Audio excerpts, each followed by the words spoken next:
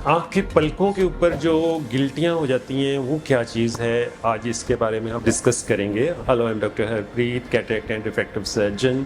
Mostly कई बार आपने देखा होगा कि यहाँ पे रेड रेड कोई गिल्टी या फिंसी टाइप हो जाता है पलकों के ऊपर, तो उसके बारे में आज हम जानेंगे कि वो क्या चीज़ होती है। तो उसको टेक्निकली मेडिकल लैंग्वेज में तो हम या तो उसको स्टाई या क्लेजियन बोलते हैं। ये जो गिल्टी है ये दो तरह की हो सकती है।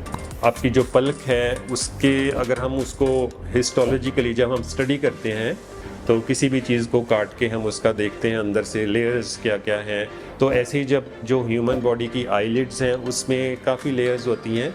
जो फ्रंट पार्ट की लेयर्स हैं उसमें अगर ये गिल्टी हो जाए या फिंसी हो जाए या स्वेलिंग हो जाए, इन्फ्लेमेशन हो जाए, तो उसको हम बोलते हैं स्टाई।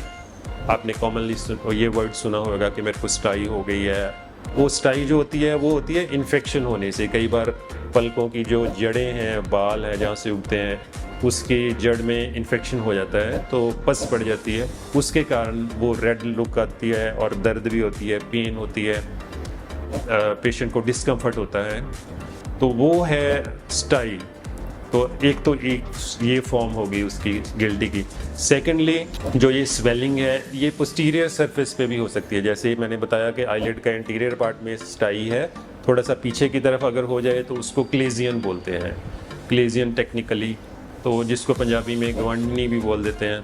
तो क्लेजियन जो है वो इन्फ्लेमेशन होती है। उसमें क्या होता है कि जो ग्लैंड्स स्वेट और ऑयल प्रोड्यूस करती हैं बाल की जड़ में, कई बार उनकी जो ओपनिंग्स हैं वो ब्लॉक हो जाती है। ओपनिंग ब्लॉक होने से मटेरियल अंदर ही अंदर इकट्ठा होकर एक पस की तरह अंदर चीज़ी मटेरियल बन जाता है, तो उसको क्लेजियन बोलते हैं।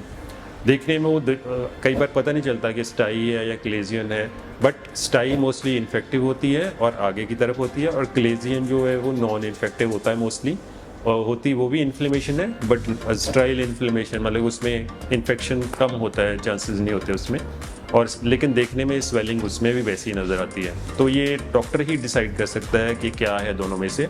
और इसका प्रिवेंशन क्या है इसका कि आप आईज को बार बार टच ना करो, हाथ ना लगाओ।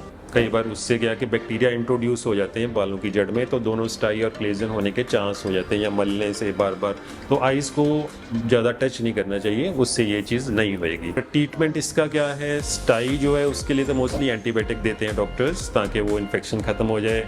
और आप सेक दे सकते हो थोड़ा सा, चाहे वो क्लेजियन या चाहे स्टाई है, दोनों में सेक दे सकते हैं, तो उससे भी कुछ इंप्रूवमेंट होती है। कुछ आई ड्रॉप्स देते हैं डॉक्टर्स।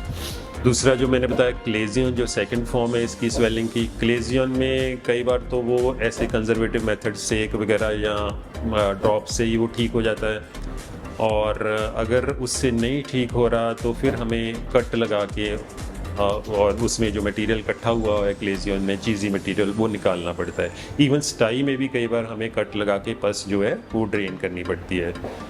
सो ये दो फॉर्म हैं जो कि आपकी जो ग्वांडनी या गिल्टी या जो भी आएगी उसके कारण है, स्टाई और क्लेजियन। और प्रिवेंशन मैंने आपको जैसे बताया, हैंड्स ज़्यादा, वैसे भी एक हेल्थ टिप मैंने पहले भी बताई थी कि आप आईज़ को, नोज़ को और माउथ को ज़्यादा टच ना करो, क्योंकि ये सेंसिटिव एरियाज होते हैं, तो ऐसी चीज़ें उससे होती है। सो साइनिंग ऑफ डॉक्टर हरप्रीत। और आपको कभी ऐसी चीज़ हुई हो या प्रेजेंटली है, आप कमेंट करके सेक्शन में बताइए।